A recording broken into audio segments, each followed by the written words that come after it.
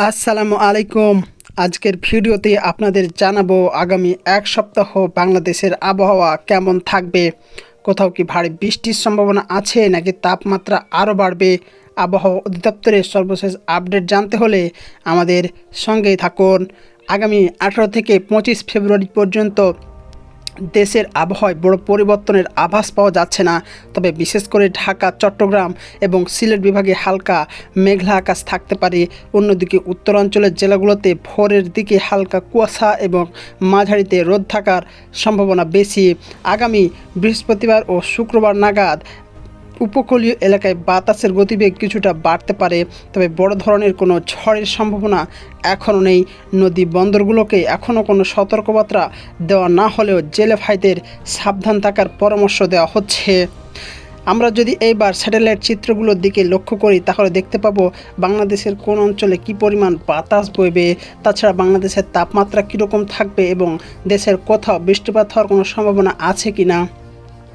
প্রথমেই যদি আমরা দেখি যে বিভাগ ভিত্তিক সারা দেশে কোথায় কীরকম তাপমাত্রা বা বাতাসের গতিবেগ থাকবে, তাহলে আমরা দেখতে পাচ্ছি একটা স্পষ্ট চিত্র, যেখানে দেখতে পাওয়া যাচ্ছে বাংলাদেশের সহ আশেপাশের অঞ্চলগুলোতে কী পরিমাণ তাপমাত্রা থাকতে পারে এবং বাতাসের গতিবেগ কী পরিমাণে হতে পারে।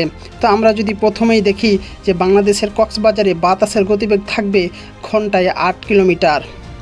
এছাড়াও রয়েছে চট্টগ্রামে থাকবে 9 কিলোমিটার, তবে রাঙ্গামাটিতে সেই তুলনায় অনেকটা কম থাকবে, মাত্র 3 কিলোমিটার। চরফ্যাশনে থাকবে 3 এবং কুয়াকাটাতে আবার অনেকটা বেশি থাকবে, প্রায় 7 কিলোমিটার। যার মাতারবাড়িতে 3 কিলোমিটার, ভোলায় মাত্র 1 কিলোমিটার, কুমিল্লায় 7, ঢাকায় 5, গাজীপুরে 4, এদিকে ফরিদপুরে 3, তারপর রয়েছে নবীগঞ্জে 5, সিলেটে 6, তারপর হচ্ছে কেন্দুয়াতে থাকবে 4 কিলোমিটার। এছাড়াও টাঙ্গাইলে 4, পাবনায় 5, রাজশাহীতে 4, বগুড়ায় 4 এবং জামালপুরে থাকবে 4 কিলোমিটার। এছাড়াও রয়েছে কুড়িগ্রামে থাকবে মাত্র 1 কিলোমিটার এবং সৈয়দপুরে থাকবে ঘন্টায় 3 কিলোমিটার। বিভাগ ভিত্তিক দেখলে ঢাকা বিভাগে 5, চট্টগ্রাম বিভাগে 8 থেকে 9, খুলনা বিভাগে 6, এছাড়াও ফেনীতে থাকবে 7, রাজশাহী বিভাগে থাকবে 4, সিলেট বিভাগে থাকবে 5।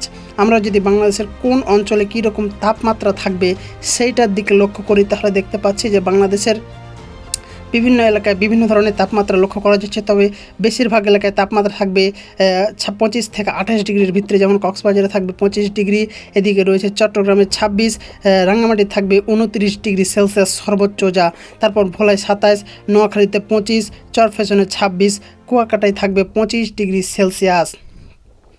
আমরা এদিকে দেখছি চাঁদপুরে থাকবে 26, কুমিল্লায় থাকবে 28 ডিগ্রি, ফরিদপুরে থাকবে 26, ঢাকায় 28, গাজীপুরে 27, তারপর নবীগঞ্জ, সিলেটে থাকবে 28, তারপর কেন্দুয়াতে থাকবে 27 ডিগ্রি সেলসিয়াস, এদিকে টাঙ্গাইলে থাকবে 26 ডিগ্রি, পাবনায় থাকবে 26 ডিগ্রি সেলসিয়াস, রাজশাহীতে 26, বগুড়ায় 27 এবং জামালপুরে থাকবে 26 ডিগ্রি সেলসিয়াস, এদিকে রংপুর, কুড়িগ্রাম এবং সৈয়দপুরে থাকবে 27 থেকে 28 ডিগ্রি সেলসিয়াস পর্যন্ত।